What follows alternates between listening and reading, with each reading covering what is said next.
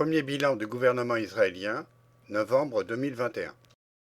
Gabi Lasky, donc député du Meretz, que je vous présenterai tout à l'heure, prend la place dans le débat de Mossi Raz, et Liban Lavi est malade. Et Denis Charbit nous a fait l'amitié d'être avec nous ce soir. Donc, notre conférence, comme prévu, a comme objectif d'essayer de dresser un premier bilan, si on veut parler, après 4 mois de ce nouveau gouvernement très improbable dans sa constitution. On va y revenir. 4 mois qui se sont achevés ce dernier week-end par le vote du budget. Vous savez qu'Israël fonctionnait depuis 3 ans, depuis l'année 2018, sans budget de gouvernement. C'était le budget de 2018 qui était reconduit annuellement, mais vu la crise politique dans laquelle le pays était depuis ces 2 dernières années, il n'y avait aucun budget. Et ce nouveau gouvernement, c'était un de ses objectifs majeurs, était de faire voter un budget, ce qui a été le cas la semaine dernière, en fin de semaine dernière, parce que tout le monde n'a pas forcément une bonne compréhension de la situation politique du pays. Alors, nous avons préparé, Léo a préparé un transparent. Vous voyez la Knesset dans sa composition actuelle, avec les couleurs, ça c'est les couleurs sur le site officiel de la Knesset. Moi, on a voulu avec Léo surtout mettre en évidence la coalition du gouvernement. Hein. Donc, c'est tout ce côté gauche de mon écran et du vôtre aussi. Vous voyez à peu près les différents partis. Vous avez la liste des partis qui font partie de cette coalition. Alors, Yesh Atid, qui est le parti le plus important, dirigé par Yair Lapid, qui a 17 mandats. Israël Beiteinu, le parti dirigé par Avigdor Lieberman, l'actuel ministre des Finances, a 7 mandats. Le Nouvel Espoir, ou Tikva Hadasha, un parti qui est une scission du Likoud, dirigé par Gideon Sa'ar, l'actuel ministre de la Justice, a 6 mandats. Yamina, le parti de Bennett, en fait, a 7 mandats, mais un des députés du Yamina, par contre, a fait défection, sans quitter le parti, ne vote pas avec la coalition. Il est donc un électron libre actuellement dans le Parlement. Le parti RAM, qui est la liste arabe unie, a 4 mandats. C'est, vous le savez, une révolution dans l'histoire d'Israël. C'est la première fois qu'un parti arabe non seulement soutient la coalition, mais fait partie du gouvernement avec des postes ministériels à la clé. Le Meretz, 6 mandats. Le Parti travailliste, 7 mandats. Et le Parti bleu-blanc, Kachol Lavan en hébreu, dirigé par Benny Gantz, a 8 mandats. Donc la somme de tout cela, si on ne s'est pas trompé, on arrive à 61 députés, ce qui est une majorité très étroite, qui a d'une part un avantage parce que chaque député compte et quand par exemple il y a eu le vote de la Knesset, Bennett avait demandé à tous les députés d'annuler tous leurs voyages, de revenir rapidement au Parlement pour être présents au vote de la semaine dernière, notamment ceux qui étaient à Glasgow, la conférence sur le climat sont revenus. Voilà, et d'un côté, donc ça oblige aussi une présence et un engagement total. Mais c'est aussi très dangereux parce qu'il suffit qu'il y ait une défection de 1 ou 2 députés pour que cette coalition puisse tomber. Et c'est là-dessus que le Likoud, depuis 4 mois, que le Likoud essaye de faire tomber cette coalition. Et pour l'instant, en tout cas, ils n'ont pas réussi à le faire. Vous voyez donc le président qui n'est plus lui maintenant en place, parce que ce Rivlin a été remplacé par Herzog, Lapid, Bennett et les différents députés ou ministres actuellement. Bon, ça, c'était pour une brève introduction. Maintenant, je voudrais faire passer la parole à Gabi Lasky. Alors, Gabi va s'exprimer en anglais, bien que ce ne soit pas sa langue maternelle. Gabi est d'origine d'Amérique latine. Et Gabi est une avocate spécialisée dans la question des droits de l'homme, très engagée sur toutes les problématiques des droits de l'homme dans les territoires occupés notamment, avec le mandat du Meretz. Elle est active dans 3 commissions, la commission des lois, la commission sur les égalités des genres, ou égalité de la femme, on dirait en France, hein, je pense, et enfin, commission des affaires étrangères et de la défense. Quelles étaient les attentes du Meretz quand elle a décidé de rentrer dans cette coalition, qui est composée de partis qui vont de la droite extrême, comme Yamina, et jusqu'au parti arabe RAM, liste arabe, comme vous le savez. Quelles étaient leurs attentes et pourquoi ils sont rentrés? First of all, I have to say that this government is, for all of us, is some kind of miracle. The important thing is that for the last 12 years, we had a prime minister which actually hijacked Israeli democracy. He is now indicted on offenses that are all dealing with his post as ex-prime minister. And we don't have a law in Israel that does not allow someone that is indicted to become prime minister. And we're working on that now. He was all the time inciting against the rule of law, inciting against the courts, inciting against the police, and inciting against the citizens of Israel, mostly the left wing and the Arab citizens. We had to go through four elections, and no one can make a government until this time, really miraculously, the left, the center, and the right parties, together with an Arab party, for the first time in Israel, we were able to make this coalition. Why did Meretz decide to go into this coalition? First, because it was a possibility for us to save Israeli democracy. And although we have a lot of differences with the other parties or the right-wing parties, it was decided that this government was going to deal with all the issues that are internal issues that we all can agree upon, and that the last government didn't deal with them at all, because they were all the time trying to see how they're going to save Netanyahu from going to jail. And that was the most important thing that they were doing. For the first time, has 9 women as ministers. The first time we have an Arab minister.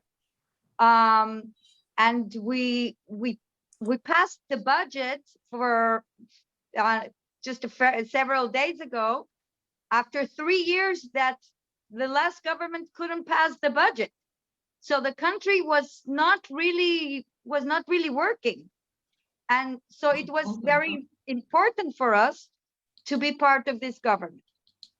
One of the things that were agreed upon is that this government is not going to make annexation of the occupied territories, but on the other hand, we're not going to end occupation. So this is where the differences mostly are set between the sides, but there are many things that we are working together to promote in this government. And I can give you some examples which are very, very important. For example, we were Nitzan Horowitz from Meretz, he's the Minister of Health, and he was able to bring 2 million shekels to the budget, to the health budget, for the first time in a very long time, where we're going to make 2 new hospitals in the north and in the south of Israel. We had now a big reform regarding kashrut, making the rabbinate less important in the decision making, and the kashrut is going to be open for other people to be able to give kashrut status. I don't know if you know that in Israel, all the things regarding kashrut, there was a lot of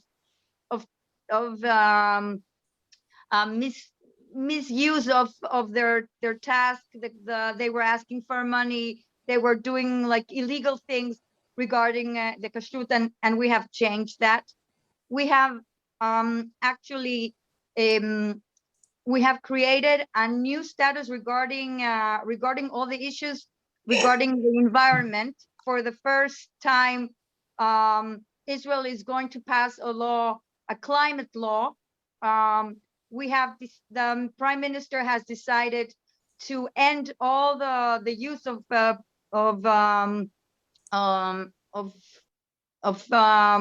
to lower the levels of CO2 in 2050 to 0. That was never talked in any Israeli government before, putting Israel for the first time in line with what other countries in Europe and in other places are doing. Again, a lot of things inside of Israel that the government is doing regarding education. We're starting a education regarding equality, not only men and women, but also Jews and Arabs, religious and non-religious. We're working on projects for the first time to bring the Arab community in Israel to be able to build new cities for the Bedouins in the Negev. We're planning already. There's a decision to build three new cities in the Negev for the Bedouins that until now they're living without any sewage or electricity and things like that, which are great things for most of the citizens in Israel, and something that was not dealt with for many years. And it is very important that for us, for Meretz, to be a part of this change. We're calling our government a government of change. So for internal things, this government actually has brought people that are working together, even if we are coming from very different ideological backgrounds. All the ministers and members of the Knesset are really working to close the gaps and to work for the citizens and not for the interests of one person that wanted to get away from, as I said before, from punishment in jail. So this is a very important change that we only in 4 months since the government has been elected, we can really see enormous change in Israeli society regarding a lot of the civil issues in Israel. Je vais te poser maintenant une autre question à Gabi. C'est ce qui nous intéresse beaucoup d'entre nous, c'est les relations au sein de cette coalition entre d'un côté Yamina et jusqu'au Meretz et le Parti arabe, les relations dans leur travail quotidien à la Knesset et comment ça se passe. Okay, the truth is that it is a very so having said all that I said before, it is a very complicated coalition because we have from both sides two very ideological parties.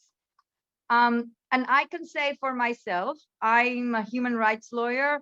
I represented many Palestinians in the military court. And I represented a lot of activists regarding freedom of speech and against the occupation.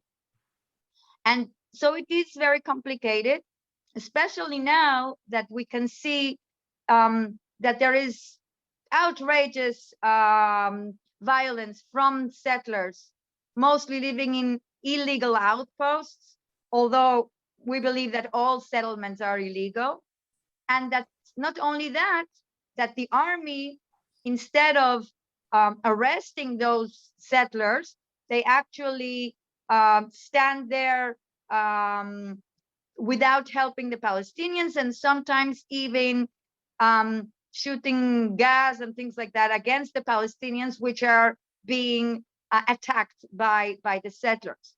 We have problems regarding housing units in the occupied territories. We have problems regarding the 6 human rights organizations that were that the Minister of Defense decided to claim them as terrorist organizations. So in that sense, we are not in agreement with the other parties, and you can see that mostly Mossi and I are all the time pressing the government to stop the housing units, and to arrest the settlers. And we have been doing that by we had a meeting with the Minister of Defense. We have written to the minister, to the Prime Minister, that we will not be able to accept any more any new housing units that will not enable the possibility to have a two-state solution. And so we have had meetings in the Committee of Defense, Security and Defense, where I'm a member, and we're doing everything possible in order to stop those things. As I said, we agreed that this government is not going to end the occupation, but in the other hand, we cannot agree and we cannot allow for settler violence and for any movements of this government that will enable the possibility of a two-state solution. So I have to say that our friends from the right-wing parties in the coalition also have their problems, since the Likud and the Canist party are all the time presenting legislation that in other times they would have voted in favor. For example, to make legal all the illegal outposts, or to pass laws that will not allow Palestinians to marry Israeli Arabs and things like that. So what we have decided in this government is that we are only voting in favor of laws that all of us have agreed upon, all sides. It means that sometimes Meretz will not vote in favor of laws that we think that we agree with, but also the right wing will not vote in favor of laws that they agree with, unless they are coming from the government, and they're only coming if we all agreed upon these laws. In Meretz, we all the time have in our minds, what is the alternative? If Meretz wouldn't be in the government, the alternative would be a Likud, a coalition from the Likud, the ultra-Orthodox, the Messianic party, which means that the situation would be completely worse. Our task in this government is to stop moves that we don't agree with, and to try to pull forward all the things that the other members, we can make them agree. So it's not our ideal coalition. It's not a left-wing coalition, but we were able, for example, in the budget, to change the budget from being very capitalistic to have a more social outlook to the situation. And because of Meretz and labor, we were able to stop the kicking out of people from public housing, and there's going to be building of more public housing. So we were able to bring the budget to the left in many issues. So even if it's not our ideal coalition, I think that it's important that that Meretz is in the coalition, that I can invite to the Knesset as a member of the coalition, the human rights organizations, B'Tselem, Shovrim Shtika, Yesh Din. They came to a meeting in the Defense Committee of the Knesset, something that nobody could even think of before. And these things are important. And one last thing, I want to say that the Prime Minister Bennett, he was the chairperson of the Yesha committee, Mossi and I were chairpersons of Peace Now, and it is unthinkable that we would be able to sit in the same coalition. But when we have this people-to-people interchange and we talk and we have the same responsibilities, then very good things come from people. We were in a very difficult position regarding one of the laws that were brought, and Bennett invited the members of Meretz to his office, and it was very important for him to tell us that his parents came from San Francisco and that his father was very active in the demonstrations against segregation in the United States.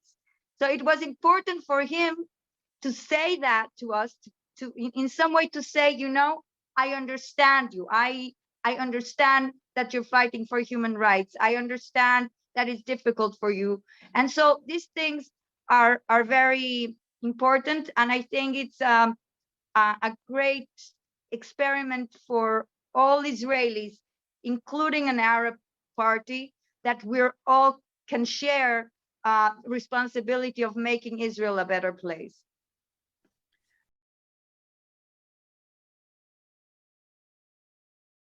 Quelles sont les étapes à venir, en fait, les grands problèmes qu'elle voit dans les prochaines semaines? Une question que Martin Cohen posait, c'est sur l'armée. L'armée n'est pas un acteur politique.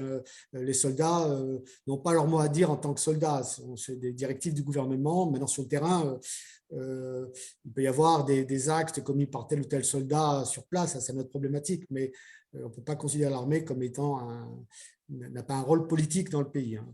I spoke a little bit about, about the difficulties of this government, but a very important thing for us in Meretz is that this government has to understand that us being a part of this government, they cannot go through with all the plans that the Likud left before for building in the West Bank, in the occupied territories. This cannot happen. And we have made it very, very clear for this government. And second, the fact that the Minister of Defense has to put a stop to settlers' violence against Palestinians. These two are imperative for the possibility to continue to be together. Another challenge that we have is what will happen if Netanyahu decides to leave the politics for now, to leave the Likud, because people say that what keeps us together is our hatred for Netanyahu. It's not exactly true that it's our hatred for Netanyahu, but it was the disregard for the rule of law and democracy that keeps us together. But there is a possibility, there is a chance, and we have to say it, that if Netanyahu is not there, some of the parties of the right now, we can make a coalition with the right-wing parties because Netanyahu is not there. So this is something that we have to take into consideration. And another thing that we have to say it openly, Gantz, if the government, Gantz Netanyahu government hadn't fallen, Gantz had to become prime minister several days ago. And we can see that in this government, Gantz, although he's a member of the government, he is not very pleased that Bennett and Lapid Bennett is prime minister and Lapid is going to be prime minister, and he, who had to be prime minister 2 days ago, didn't reach to that point. So we have to take that into consideration. We can never know, but I think that everyone is interested in ending the term of this government, to finish the 4 whole years, to make it a strong basis for a democracy, and hopefully Meretz and the left can get stronger in this coming years. So maybe we can really see a future of also making finally putting an end to the conflict with our Palestinian neighbors. Merci, merci Marina pour la traduction. Et Toda Rabba Gabi, notre second intervenant, Denis Charvit, politologue, écrivain, professeur à Sciences Po, à l'Université d'Israël. Denis a écrit de nombreux ouvrages sur le sionisme. C'est plus récent, ses retours sur Land, la traversée des utopies sionistes, et Israël et ses paradoxes, deuxième édition, aux éditions Le Cavalier Bleu. Donc, Denis, je t'avais demandé de parler un peu de la politique internationale de ce nouveau gouvernement par rapport au gouvernement précédent, mais si tu penses que tu dois pouvoir compléter ce qu'a dit Gabi sur des questions intérieures, évidemment, tu as toute liberté. Just say hello. Just say goodbye. Thank you very much. Sorry, Denisa, I'm not going to be with you. Thank you, Gabi, Leitraot, Toda Rabba. Donc, écoutez, bonsoir. Et bon, c'est vrai que c'est au pied levé que Alain et David m'ont prié de remplacer Élie, souffrant. Oui, j'ai effectivement voilà, essayé de brosser un tableau de l'action gouvernementale, alors plus sur, on va dire, les relations extérieures, les relations internationales, et puis si j'ajouterais ou je compléterais sur des aspects intérieurs. Alors, je serais peut-être un peu plus critique, ne serait-ce que pour faire un petit peu le pendant. Il est normal que Gabi Lasky, étant député, membre de cette coalition, eh bien, voilà, trouve, tout en étant d'ailleurs relativement, je dirais, sereine et sur les limites d'un tel gouvernement, je me montrais un tout petit peu plus critique, pas pour le plaisir d'être critique, mais voilà, pour, je dirais, rééquilibrer et dire que, voilà, je crois que le premier sentiment, et là je le partage complètement comme citoyen israélien, et je pense que c'est important que vous l'entendiez, c'est effectivement pour Meretz, pour les travaillistes, pour une partie des Arabes israéliens et bien entendu le RAM, le sentiment tout simplement de se sentir moins étranger dans notre pays. Voilà. Quand elle a dit, et j'étais tout à fait en phase, quand elle a dit, voilà, la Commission des Affaires étrangères et de la Défense, on a invité l'organisation Breaking the Silence pour s'exprimer, ben je partage, je dirais, alors sinon sans enthousiasme, mais en tout cas, voilà, cette sérénité, se dire enfin, des choses peuvent être dites. Voilà. Et par rapport à cette situation où c'était en gros la ferme, c'est-à-dire vous n'avez rien à dire, vous n'êtes pas invité au débat, vous êtes hors jeu, même si c'est pas encore, on fait exactement ce qu'on voudrait faire, mais il y a quelque chose effectivement de très satisfaisant parce que c'est pas seulement après 10 ans de gouvernement Netanyahou, c'est surtout parce qu'il ne faut pas oublier que dans ces 12 ans, il y avait quand même les travaillistes qui étaient présents, il y avait des partis qui étaient plutôt centristes, qui essayaient de rééquilibrer les choses, mais c'est vrai que les 5 dernières années ont été, je dirais, très pénibles, et pas simplement les 2 années avec les élections à répétition et sans le vote du budget qu'on a évoqué tout à l'heure. Alors, je voudrais justement appliquer ces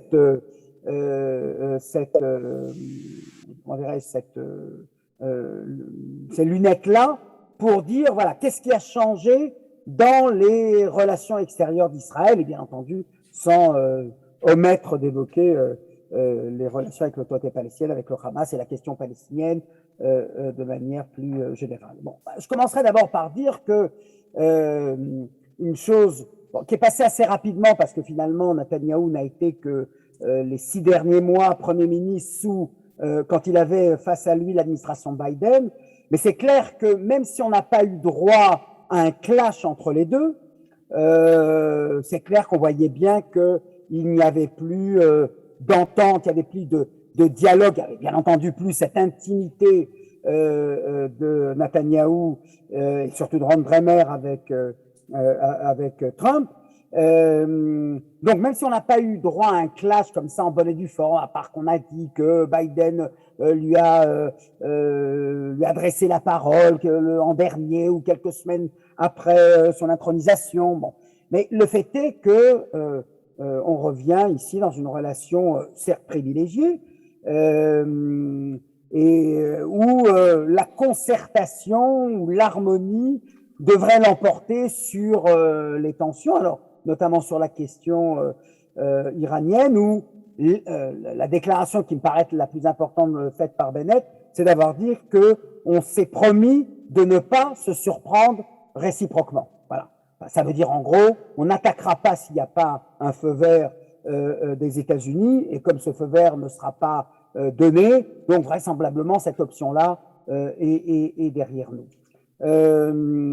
Mais pour montrer, et encore une fois j'entends apporter un peu un bémol, ne serait-ce que pour rendre la situation, enfin l'analyse plus complexe, le dossier sur lequel et Lapid et Bennett parlent d'une même voix, c'est sur leur demande, voire leur exigence, que les États-Unis ne rouvrent pas le consulat américain à Jérusalem, qui était en priorité destiné à servir la population palestinienne ou américano-palestinienne, etc. Et là, c'est là qu'on voit, je dirais, une certaine continuité avec le gouvernement précédent. Et là, Lapid est sur la même longueur d'onde que Bennett, c'est normal. Lapid, ça ne devrait pas l'être, et pourtant, c'est bien ce qu'ils entendent faire. Alors, peut-être que c'est une position de façade qui consistera ensuite à dire, eh bien, nous déplorons la décision américaine si effectivement elle est prise, mais on peut imaginer tout aussi bien que l'administration Biden recule sur ce sujet, et je dirais que ça ne paraît pas, enfin pour ma part en tout cas, un très bon point. C'est pas à cela que cette coalition devrait servir. Un deuxième point que je prendrai, alors certes, Poutine s'est fendu d'une visite en Russie, mais enfin on a bien Bennett en Russie. Comment? Bennett en Russie. Oui, Bennett en Russie, oui, c'est ce que je dis. Donc il est allé rendre visite à Vladimir Poutine. On voit bien, même si on nous a expliqué qu'il avait invité dans sa datcha et qu'ils ont parlé plus longuement que prévu, etc. On voit bien que pour Poutine, il y a une sorte de regret.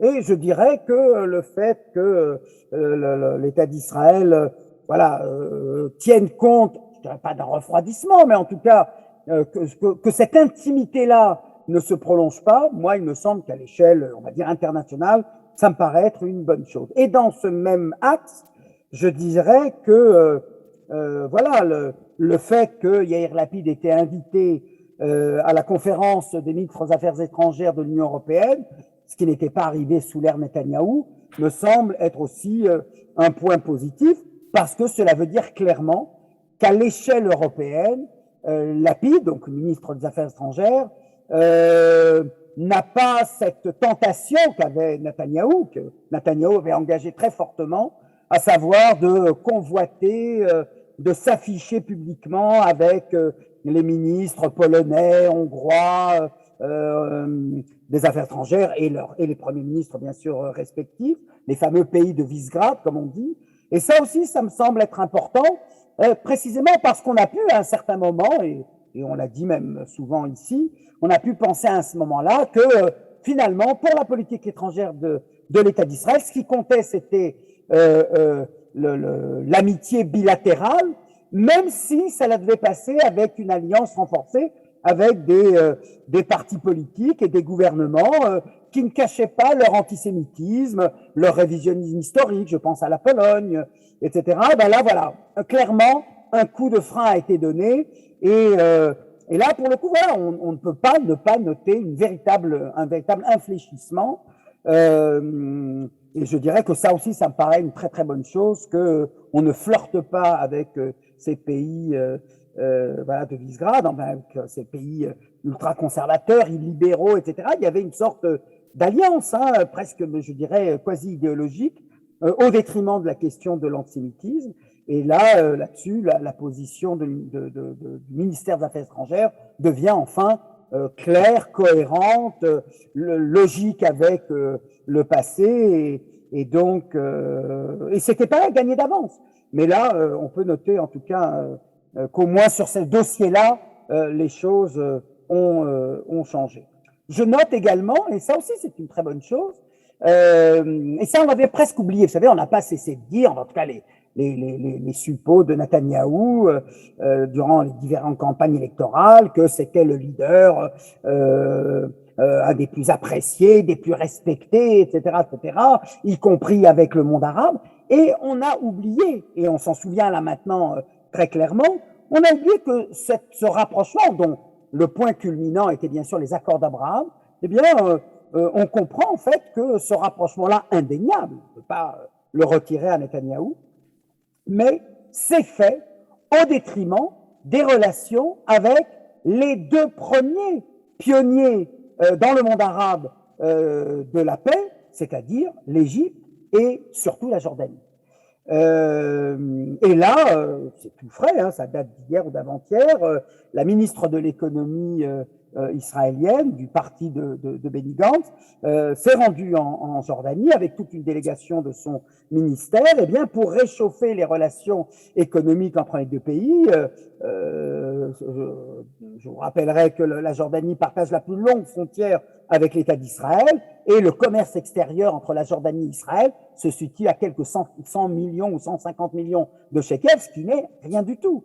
Alors bien sûr, tout ce qui concerne le tourisme avec le corona a dû être freiné, mais voilà, des initiatives sont prises, et je vous rappelle la rencontre entre Herzog et le roi Abdallah. Il y a là un réchauffement réel, significatif, après presque une décennie où la Jordanie boudait Israël, parce qu'Abdallah ne s'entendait, il n'y avait absolument aucune chimie entre les deux leaders. Même chose avec l'Égypte. L'Égypte joue un rôle plus actif, notamment dans la négociation concernant les prisonniers avec le Hamas. Alors, il y avait aujourd'hui la visite d'un responsable égyptien, mais vraisemblablement ça a porté sur la modification des accords de Camp David pour autoriser des contingents militaires à se trouver dans le Sinaï, alors que, comme vous savez, l'accord de Camp David stipulait une démilitarisation, c'est-à-dire une police certes, mais pas de présence militaire égyptienne. L'accord a été modifié, donc, mais voilà, ça montre que y a une vraie diplomatie, et encore une fois, n'oublions jamais de faire la distinction entre des pays avec lesquels on a signé un traité de paix et les autres, que ce soit le Bahreïn, le Maroc, les Émirats arabes unis, avec lesquels on a signé des traités de normalisation, ce qui n'est absolument pas la même chose. Alors, certes, on a du mal à comprendre, est-ce que finalement l'Arabie Saoudite va monter dans le train, est-ce qu'elle va prendre le train en marche, ou bien est-ce qu'elle va freiner les choses des cas de fer. Il y a un nouveau dialogue stratégique entre l'Iran et l'Arabie Saoudite, alors certainement autour de la question du Yémen, mais peut-être aussi sur des questions de géopolitique et de stratégie régionale. Est-ce que ça met un peu en suspens le rôle d'Israël et la tentation saoudienne de rejoindre le Bahreïn et les Émirats arabes unis? La question doit être posée. Mais je voudrais peut-être en venir à ce qui me paraît être l'essentiel, c'est effectivement la question palestinienne. Et là, pour justifier mon point de vue, je voudrais quand même ici souligner l'importance que je ne saurais qualifier autrement d'historique de Netanyahou. On a beau dire, et j'ai entendu 1000 fois l'argument, Netanyahou, finalement, il était au pouvoir pendant 12 ans, il n'a strictement rien fait. Non, c'est pas vrai. Il a fait une chose importante, et cette chose importante, c'est d'habituer l'opinion publique israélienne à ce qu'il n'y ait plus de négociations entre Israël et l'autorité palestinienne. Ça, c'est une première, et là, il a réussi. Il a réussi. Il est le premier ministre depuis 2014, hein, quand il l'était entre 2009 et 2014. Oui, il y avait des négociations avec les Palestiniens. Après l'échec de la mission Kerry, eh bien, il n'y en a plus d'autres. Et les Israéliens se sont fort bien accommodés de cette absence de négociation. Voilà, il n'y a pas de négociation et personne finalement n'est véritablement pressé d'y retourner. Alors, bien sûr, Bennett a dit, quand il a fait cette déclaration, pas d'annexion, pas de création et pas d'État palestinien. On dit, ah ben voilà, c'est toujours mieux que ce qu'il y avait avant. Je vais vous dire pourquoi je ne suis pas aussi certain. Parce que c'est oublié que en juillet 2020, Netanyahou était censé réunir une conférence de presse historique pour déclarer publiquement quel territoire il allait annexer. Et puis, cette conférence de presse a été ajournée. C'est Kushner qui a dit « pas question de déclarer unilatéralement de quelle annexion va-t-il savoir ». Et pourquoi Kushner a insisté là-dessus? Parce qu'un mois plus tard, il y avait les accords d'Abraham. Et qu'il était clair qu'il n'y aurait pas eu d'accord d'Abraham si Netanyahou avait décrété l'annexion. Qu'il n'y ait pas d'annexion, c'est pas quelque chose que Bennett aurait décidé en rupture avec Netanyahou. Alors bien sûr, on peut dire que Netanyahou l'a fait contre son gré. Je pourrais même dire peut-être, allez, si vraiment je cherchais une nuance, on pourrait dire que la différence entre Bennett et Netanyahou, c'est que Netanyahou disait à l'époque, c'est une suspension provisoire. L'annexion, la décision d'annexer est remise à plus tard. Là où Bennett dit, il n'y aura pas d'annexion. C'est pas provisoire, c'est pour l'instant du définitif tant qu'il est Premier ministre. Alors c'est vraiment pour essayer de chercher, je dirais, la nuance entre les deux, mais pour moi, la suspension de l'annexion avait déjà été déclarée, contraint et forcé, hein, attention, je ne dis pas qu'il pavoisait en le faisant, en le déclarant, mais c'était déjà une décision que Netanyahou avait été, encore une fois, contraint et forcé de prendre. Alors, pour moi, le vrai enjeu, c'est pas l'État palestinien, c'est pas la solution à deux États. C'est d'abord, parce qu'il y a une étape intermédiaire, c'est comment on parvient à convaincre l'opinion publique israélienne qu'on peut et qu'on doit revenir à une négociation. Alors, là-dessus, j'ai une première réponse. C'est que si ça doit se faire, ça ne se fera pas avec Mahmoud Abbas.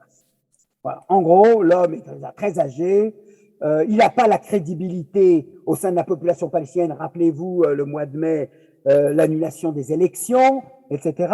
Et donc, je dirais que d'un certain point de vue, ça met la balle dans le camp des Palestiniens. C'est-à-dire que côté américain, c'est plus Trump, c'est Biden. Donc, en théorie, on y est plutôt favorable. Côté israélien, c'est plus Netanyahou, c'est une coalition Bennett-Lapid avec quand même un pôle centriste et de gauche qui n'est pas négligeable. Eh bien, il faudrait quand même quelque chose que ça bouge du côté palestinien. Alors, bien évidemment, on nous a annoncé, mais quoi, je les compte plus, je ne saurais même plus vous dire combien de fois on nous a annoncé qu'il y avait des négociations entre l'OLP, enfin entre le Fatah et le Hamas pour une unité, un gouvernement d'union nationale. Bien sûr que ça devrait être une condition sine qua non pour favoriser un changement, pour dire voilà, il se passe quelque chose de nouveau et donc le Hamas est bien obligé de reconnaître l'autorité palestinienne. Mais il ne me semble pas que ça puisse se faire avec Mahmoud Abbas. Et de ce point de vue-là, on est tous suspendus à ce calendrier-là. Alors, ça tombe bien puisque c'est Bennett qui est Premier ministre, donc autant que ce changement-là s'opère dans les 2 années à venir. Il faudrait pour que qu'une nouvelle page soit tournée, que l'échéance de Lapid, que le gouvernement Lapid vienne à échéance, son accession au poste de Premier ministre, et que de l'autre côté, que ce soit le moment où, par démission ou par mort naturelle ou par je ne sais quel autre processus ou insurrection palestinienne, il puisse y avoir une alternance, un nouveau visage. Moi, je plaide dans mes rêves pour que ce futur leader palestinien parle hébreu, pour qu'il puisse s'adresser aux Israéliens en hébreu et pas en arabe ou en anglais.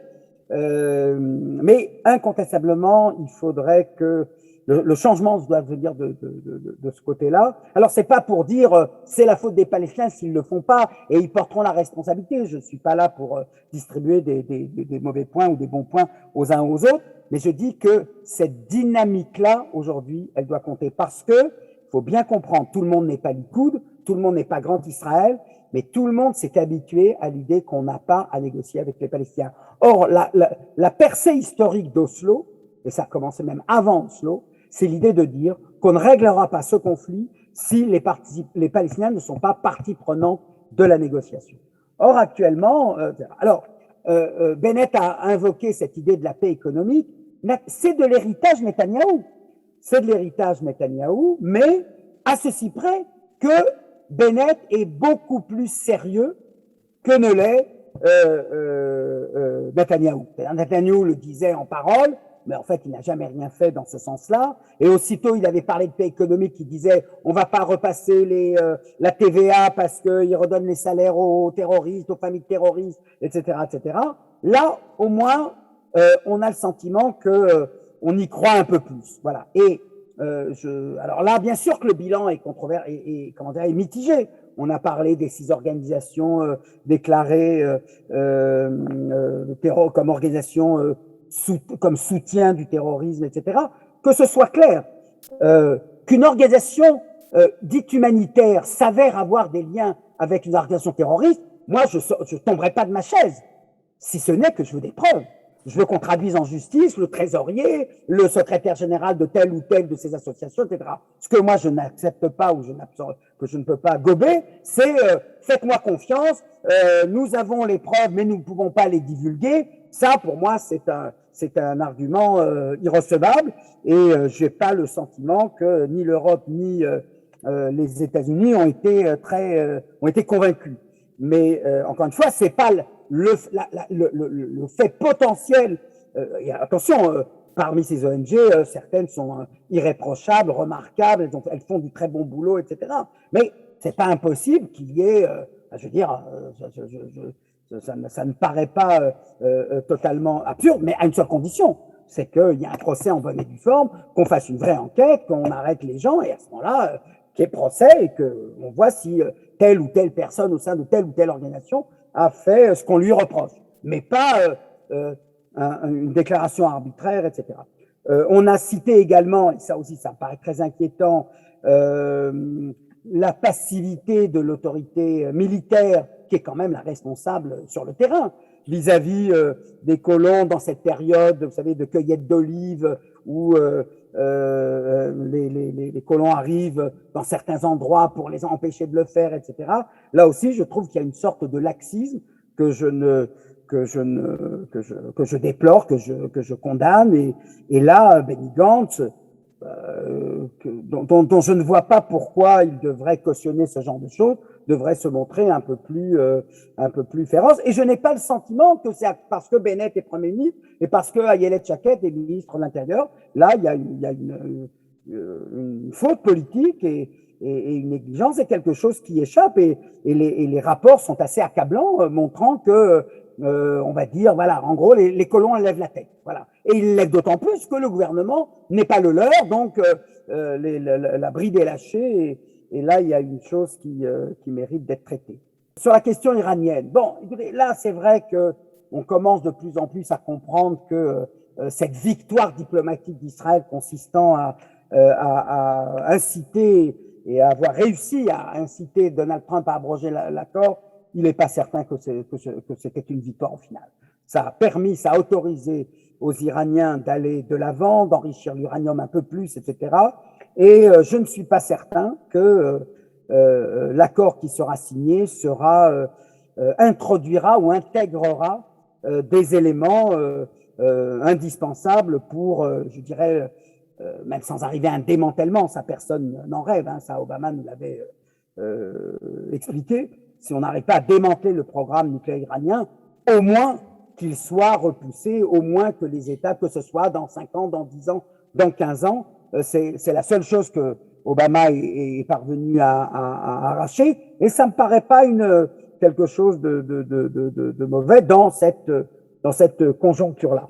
Je crains que l'accord, alors certes, Israël a compris qu'on n'allait pas faire de déclaration tonitruante hostile à l'administration Biden, etc. On se contente de dire qu'on a discuté sérieusement avec Macron, avec Blinken, etc., pour intégrer des éléments de la réflexion israélienne dans la négociation, mais telles que les choses se présentent, après tout, vous voyez, on voit bien que c'est les Iraniens qui ont dicté la date du retour à la négociation.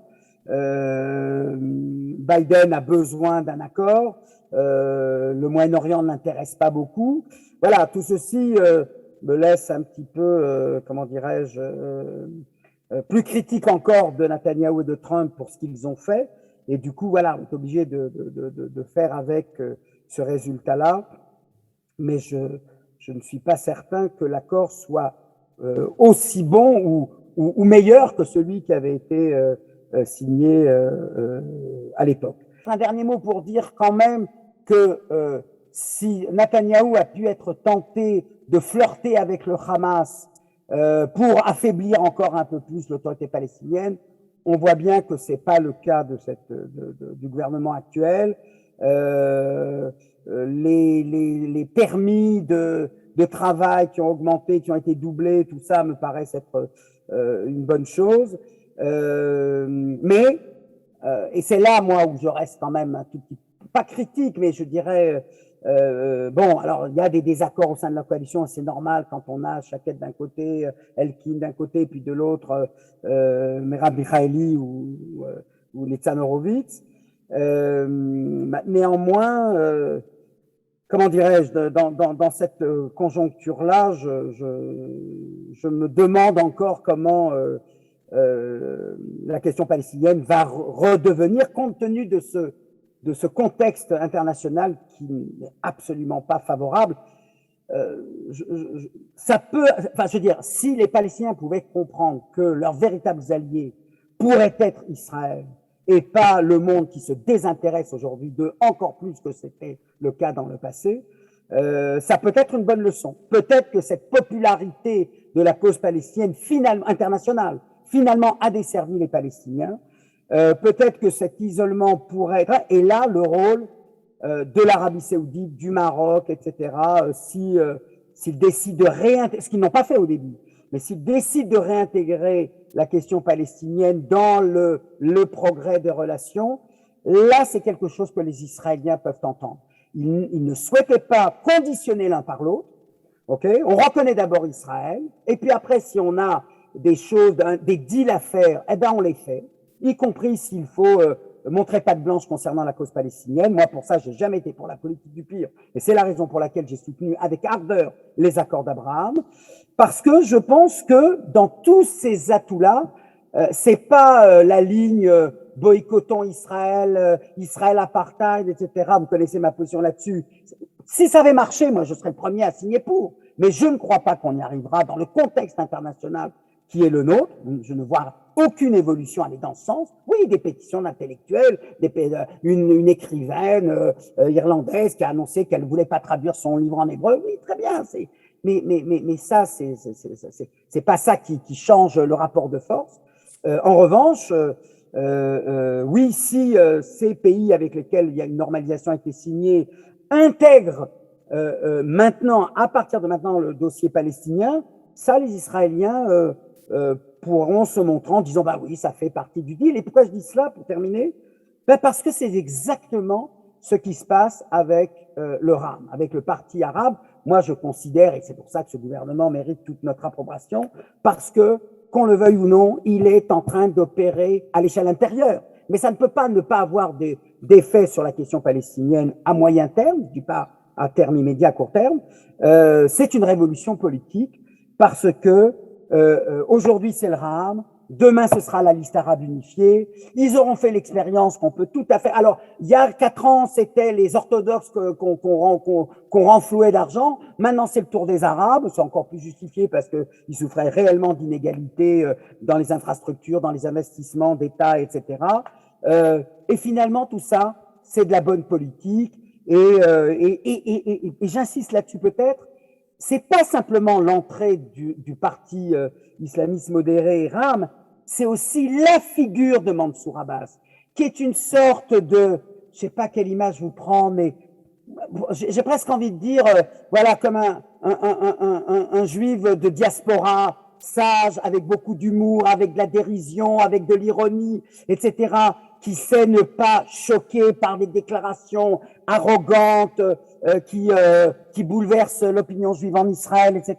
Non, il a toujours le sourire, il a toujours un mot d'humour, et il montre que c'est possible, qu'on est dans une sorte de normalité, et que, voilà, comme dirait Astéria, le ciel ne nous est pas tombé sur la tête. Voilà, le ciel ne nous est pas tombé sur la tête. Et aujourd'hui, alors là, ils ont essayé, la droite a essayé de dire, voilà, avec l'argent du contribuable, on est en train de financer le Hamas. Rien du tout, zéro, etc. Alors, je dis pas que ça va pas convaincre 20, 15, 30% de la population que voilà, ça y est, l'argent du contribuable finance le Hamas. Mais finalement, c'est cette normalité-là qui devrait, à moyen terme, et j'espère ne pas me montrer trop optimiste, dire, mais si c'est possible avec les islamistes et avec la Meshoutef, avec le Parti arabe unifié, demain, aux prochaines élections, pourquoi ça pourrait pas être possible avec les Palestiniens? Voilà, de ce point de vue-là, c'est une fois de plus la démonstration de cet adage classique quand on parle d'Israël, à quel point relations internes ou les relations intérieures ou les affaires intérieures sont étroitement mêlées et peuvent avoir en tout cas des retombées favorables au niveau régional et notamment avec les Palestiniens. Merci Denis. Juste pour illustrer ton propos sur Mansour Abbas, j'ai lu que le Time Magazine lui a demandé d'écrire un hommage à Bennett parce que Bennett était choisi parmi les 100 personnalités marquantes de 2021. Et ils ont demandé à Mansour Abbas d'écrire cet hommage à Bennett. Voilà, c'est assez inimaginable voilà, ce qui montre et que Mansour Abbas dit c'est un chic type. Alors ça peut apparaître pour un nationalisme palestinien l'horreur, comment on ose dire, de Bennett. Mais d'un autre côté, ça permet de dégonfler comment dirais-je, cette hostilité, cet antagonisme métaphysique, historique, moral, etc. Non, voilà, on peut discuter, ça se passe très bien et chacun fait des compromis, etc. Je trouve qu'il y a là, ici, une leçon politique à tirer et voilà, et on verra ce qu'elle donnera, mais c'est clair que, si vous voulez, couplé à cette évolution sociale qui fait qu'aujourd'hui, quand vous allez chez votre pharmacien, quand vous allez dans un centre commercial, etc., ben la coexistence judo-arabe est une réalité, et pas simplement dans l'hôpital public, comme on dit trop souvent, c'est pas seulement à l'hôpital que ça a lieu. Eh bien, je dirais que cette même concertation entre hommes de bonne volonté, pour moi, c'est ça la clé de la stabilité du gouvernement. C'est pas parce qu'ils ont les mêmes idées, c'est parce qu'ils se respectent mutuellement. Là où Netanyahou pouvait se retrouver avec des gens qui lui ressemblent, à ceci près qu'ils les méprisaient tous, et qu'à un moment, ils ont dit, bah, tant pis, je veux dire, c'est ça qui a en fait beaucoup changé. C'est ça qui change, en fait. Et cette dimension personnelle s'avère finalement un ingrédient beaucoup plus significatif que la parenté idéologique ou le rapprochement idéologique. Mais c'est là où voilà, on apprend beaucoup de choses sur la vie politique et quand bien même les États sont des monstres froids, elles sont quand même faites par des gens qui ont de la chair humaine et ils ont besoin de ce respect mutuel et de ce respect réciproque. Et c'est pour ça que ça tient, me semble-t-il. Et pas simplement la haine de Netanyahou ou l'envie qu'il ne revienne pas au pouvoir. C'est justement la question qui t'est posée. Est-ce que le seul danger ou le principal danger, ce ne serait pas la démission de Netanyahou du Likoud à cause de ses problèmes judiciaires qui pourraient amener à une autre recomposition politique avec une partie de la droite actuellement au pouvoir avec un retour du Likoud?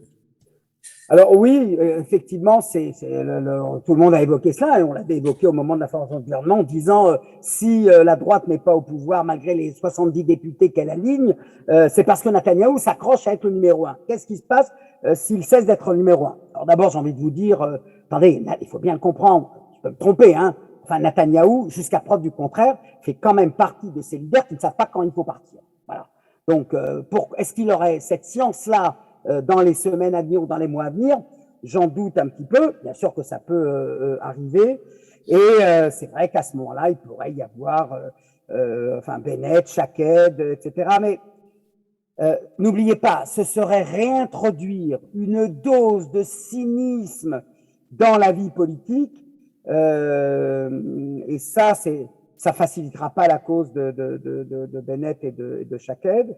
N'oubliez pas non plus qu'il y a quand même les 5 députés de la Meshoutefet qui pourraient venir contrebalancer le départ de Bennett, et Gideon Sa'ar, il joue trop sur l'honnêteté politique pour se permettre un retour de manivelle pareil. Il le fera peut-être en vue de prochaines élections, mais pas en cours de route. D'autant que tout le monde attend Lapide, hein, d'une certaine manière. Tout le monde dit, tiens, Lapide, on va voir ce dont il est capable. Aujourd'hui, c'est lui qui a le vent en poupe. Hein. Certains. Alors, une question sur les colons et leur violence. Est-ce que cette violence est médiatisée en Israël? Est-ce qu'on en parle? Et quelle est la réaction du public à cet égard? La première question, je réponds oui. La seconde, plutôt non. Oui, c'est médiatisé. Il y a une image qui a fait le tour d'Israël où on voit un colon s'emparer du fusil d'un soldat israélien et dire, attendez, où on est là? Qui a autorité sur qui? Est-ce que non, il faut dire ce qui est. Quand je vous dis Netanyahou habituer le public israélien, l'opinion publique juive en Israël à ce qu'il n'y ait pas de négociation, ça va beaucoup plus loin. On se désintéresse. Hein. Je veux dire, c'est une question qui n'effleure plus beaucoup. C'est là où l'enjeu est énorme. C'est que non, ça suscite pas de réprobation énorme, générale. On s'indigne plus comme on était capable de s'indigner il y a encore 5 ans ou 10 ans, etc. C'est pas qu'on applaudit, c'est pas l'affaire Azaria, hein, on n'est pas en train de dire c'est des héros ces colons, non. Mais voilà, il y a une sorte d'indifférence. C'est à la fois, elle est marquée, mais simplement, mais je veux dire, mais tout ça, attendez, ça fait partie aussi du changement. Les gens ne regardent plus, n'entendent plus les infos. C'est terminé. Il y a une chute de 20% dans l'audimat des journaux, des bulletins d'information. Les bulletins d'information aujourd'hui, on vous donne des faits divers. Parce que c'est pas Netanyahou a un procès, Netanyahou a fait une déclaration tonitruante, Mireille Regev a dit ceci. Je disais donc qu'il y a beaucoup plus de nouvelles, alors pas que Glasgow, bien entendu, mais liées aux affaires extérieures, parce qu'il ne se passe pas grand-chose en Israël, voilà. Et donc personne ne tombe des nues parce que 2-3 colons ont empêché, etc. Si ce n'est que ça fait conforter quand même l'idée que ces colons, c'est des gens pas très sortables et pas très respectables. Ça, oui. Et quand ce sont des militants de gauche qui sont agressés, il y a la même indifférence ou ça suscite un peu plus d'attention de la part du public israélien? Non, ça suscite un peu plus d'attention parce que voilà, c'est une atteinte à la liberté d'expression, parce que ce sont des manifestants. Mais voilà, mais comment dirais-je, ça touche un certain public. Ça ne fait pas la une.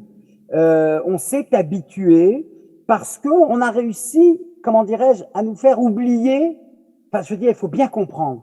Le conflit israélo-palestinien, c'est quand il y a un attentat à Tel Aviv ou un attentat à Jérusalem.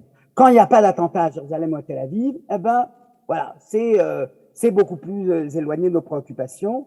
À cet égard, d'ailleurs, un petit mot rapide pour dire que le fait que les familles de Tchergerach aient refusé le compromis proposé par la Cour suprême va rendre très difficile la tâche du gouvernement. Est-ce qu'ils vont laisser faire en disant, bah, écoutez, il y a un accord, ça a été signé, etc. Là, incontestablement, il y aura un obstacle. Et je dirais que peut-être c'est ça le grand obstacle. Enfin, le grand problème pour ce gouvernement, c'est l'imprévisible. C'est tout ce qui ne va pas dans cette normalité qu'on sait gérer. Alors, ok, on n'a pas fait grand-chose. C'est pas exclu que demain l'armée donne des ordres un peu plus sévères et arrête 2-3 colons, etc. Voilà. Non, on est beaucoup plus, Ilan, puisque tu posais la question. Non, ce qui me choque beaucoup aujourd'hui, par exemple, c'est le sort qu'on voue, les insultes qui pleuvent sur la tête de cette députée de droite, hein, du parti de Bennett, Edith Silman, qui est la responsable de la coalition parlementaire et qui en prend plein la gueule des menaces. Oui, ça, citer les réseaux sociaux, ça fait toujours la une des bulletins d'information, des journaux d'information. Regardez ce degré élevé de la violence verbale que Netanyahou ne condamne pas, que le Likoud ne condamne pas, etc., etc. Mais ça s'arrête là. Je dirais pas au-delà, il faut déjà s'intéresser beaucoup plus, et c'est pas le cas parce que le conflit n'est plus comment dirais-je, quelque chose qui nous préoccupe au quotidien. Dernière question sur les Arabes israéliens. Sont-ils sensibles à ces choix politiques récents, notamment d'augmentation de budget? Alors, je dirais que pour les Arabes, Arabes israéliens ou Palestiniens d'Israël, la priorité, c'est la lutte contre la criminalité. C'est là qu'ils attendent des résultats immédiats. Les intentions sont fortes, les intentions sont réelles, des budgets ont été mis en place. Des budgets d'ailleurs, c'est pas simplement en termes de renseignement et en termes d'action répressive, mais également des programmes de formation professionnelle, parce que c'est clairement un problème social. Je veux dire, si des jeunes prennent sur eux la responsabilité d'aller liquider telle personne ou telle autre, c'est parce qu'on leur a promis de l'argent et parce que c'est de l'argent facile, etc. Donc c'est un vrai problème, je dirais, global. Et ça, voilà, tout le monde comprend aujourd'hui que c'est un intérêt général. Je le disais ce matin dans un bulletin, enfin sur Radio J, ce qu'on est en train de retrouver, c'est l'idée du bien commun. Voilà. Aujourd'hui, investir dans le rétablissement de la légalité et de la normalité dans les localités arabes, c'est pas simplement l'intérêt des Arabes eux-mêmes, c'est l'intérêt du pays tout entier. Là, ça ne concerne pas le conflit, mais décider que désormais les orthodoxes, les jeunes orthodoxes dispensés du service militaire doivent pas attendre 26 ans pour avoir le droit d'aller travailler, mais d'avoir 21 ans. Donc après 3 ans seulement, ils peuvent aller postuler pour une formation professionnelle et aller travailler. Ça, ce sont des réformes à long terme, et c'est cela. Alors maintenant, voilà, pendant 3-4 mois, on nous a dit il faut le budget, il faut le budget, il faut le budget, et tout était suspendu à cela. Maintenant, il faut se retrousser les manches. Et c'est vrai que le profil est plutôt, l'image des ministères, c'est enfin, ils cessent de nous parler du conflit, des grandes questions, etc. Ils commencent à nous parler de leurs problèmes de ministère, de leurs tâches, de leurs missions, de leurs objectifs. Et ça, c'est une bonne chose, même si, incontestablement, c'est beaucoup plus ennuyeux. Parler des transports publics, c'est beaucoup plus ennuyeux que de parler de, je sais pas, de Yair Netanyahou, par exemple.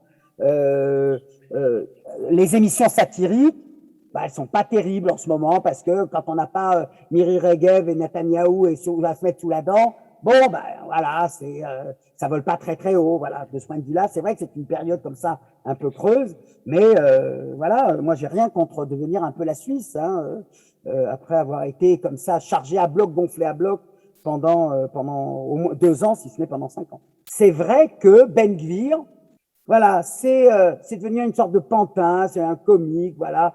Et puis il n'a pas l'efficacité qu'il aurait pu avoir s'il avait été ministre ou secrétaire d'État ou même député de la coalition.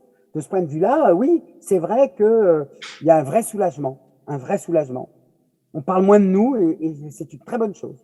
Ce qui me préoccupe le plus, quand on entend les tendances dans le pays qui sont droitisées, très droitisées, me semble-t-il, je voudrais savoir la notion du sionisme contemporain en Israël.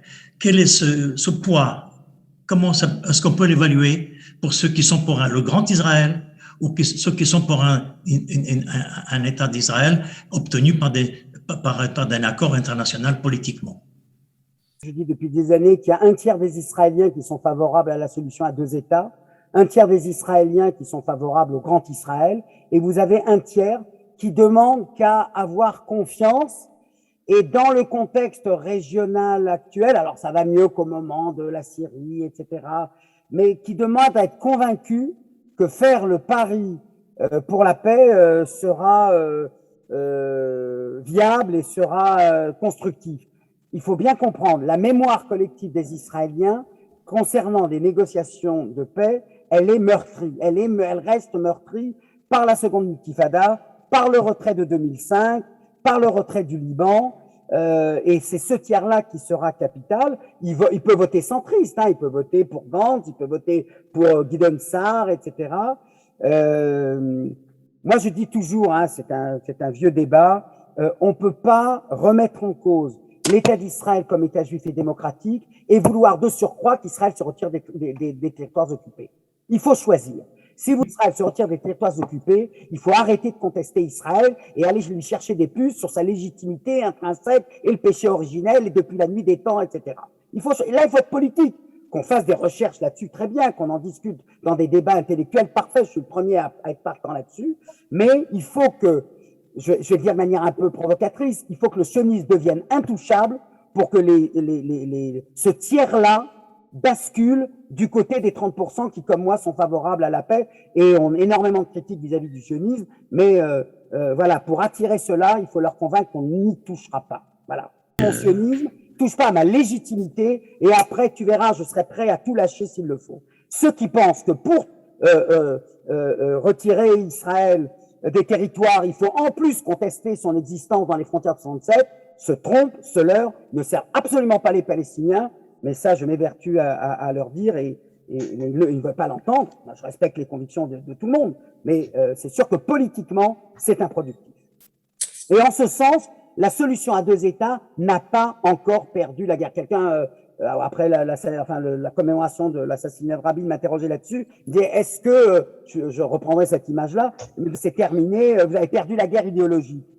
Et j'ai eu cette phrase-là, j'ai dit, voilà, même pour Zemmour, la France ne reviendra pas en Algérie. Ça, c'est de l'irréversible, ok? Dire que il n'y a plus de possibilités pour deux États en dépit des implantations et de tout ce qu'a fait la droite depuis 20 ans et de la gauche également, pour moi, c'est pas du même ordre. C'est pas aussi irréversible que de dire, par exemple, que la France ne reviendra pas en Algérie. Là, on peut dire, on n'y reviendra plus, même si Zemmour, par malheur, devenait président de la République. Alors, bien sûr que cette idée-là a l'air de se porter mal, on n'est pas dans les années 90, mais je ne considère pas que cette option est révolue et terminée, mais j'ai besoin pour ça que ces 30% qui sont plutôt hésitants, qui ont plutôt une mauvaise expérience des différents processus de paix, soient convaincus. Et ils ne le feront pas avec Biden, et c'est pas Macron, et c'est pas et encore moins Poutine ou la Chine qui vont nous inciter à le faire. Pour le coup, c'est le monde arabe qui peut, et le monde arabe et les Palestiniens qui peuvent être là-dessus la clé de ce retour à cette solution à deux États. Quitte à ce que ce soit confédéral, etc. Là-dessus, on est bien d'accord qu'il ne s'agit pas de deux États et on s'enferme et on se barricade chacun derrière son État. Bien évidemment que non. Pour compléter et terminer, je renvoie aux nombreux articles écrits par Shaul Arieli, traduits sur le cycle de la paix maintenant, qui traitent abondamment de ces questions des deux États, de la faisabilité de la solution des deux États. Un mot à propos d'une question qui a été posée. Est-ce que les Palestiniens veulent encore d'un État palestinien? Ils savent pas trop. C'est sûr qu'ils savent pas trop. Mais si c'est un État d'Israël à côté d'un État palestinien et que sur le plan économique, on puisse circuler de part et d'autre, je ne vois pas pourquoi il renoncera à l'idée d'un État palestinien. Par question de dignité et d'honneur, et ça, il ne faut jamais oublier cette dimension-là dans les relations israélo-palestiniennes. Même si l'intérêt économique suppose des passerelles, suppose de la coopération, mais l'un n'exclut pas l'autre. Très bien. Bon, on va conclure sur ces propos. Merci Denis, d'abord d'avoir comme ça au pied levé participé et nous avoir éclairé de tes connaissances israéliennes, de sa dynamique. Notre prochaine conférence devra avoir lieu au courant du mois de décembre. Vous aurez toutes les informations par nos newsletters respectives. Au revoir et à bientôt.